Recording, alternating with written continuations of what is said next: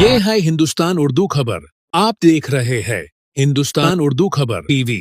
अस्सलामु अलैकुम वरहमतुल्लाहि वबरकातुहू। मोहतरम नाजरीन, आज आप हज़रात की खिदमत में मुज़ाहिरा हुस्न क़िराअत व आज़मत कुरान कॉन्फ्रेंस के मुतालिक बड़ी अहम खबर लेकर हाजिर हुआ हूँ। कानपुर में तजवीद की रियायत के साथ कुरान करीम को सही पढ़ने के शौक़ व जज्बे को फ़रोग़ देने के लिए मौलाना मोहम्मद मतीनुल हक़ उसामा साहब कासमी के हाथों कायम करदा अंजुमन तरतीरुल कुरान का मुज़ाहिरा हुस्न क़िराअत व आज़मत कुरान कॉन्फ्रेंस 15 नवंबर को तलाक़ महल में मुनाक़िद हो रही है।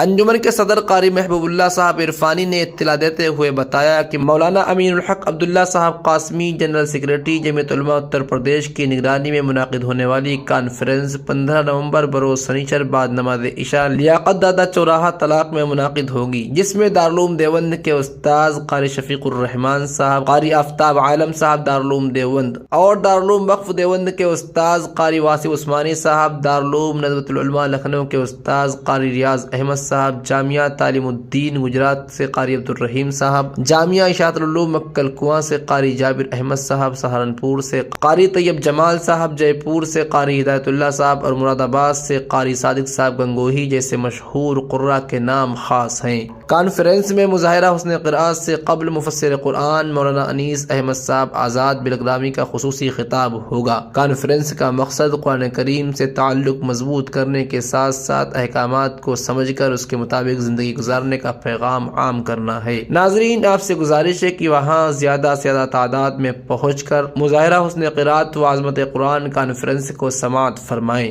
कम वक्त में दौरे हाजिर की ताज़ा तरीन खबरों को सुनने के लिए जुड़े रहिए हिंदुस्तान उर्दू खबर के साथ। शुक्रिया, जज़ाकुमुल्लाह। अस्सलामु अलैकुम वरहमतुल्लाह।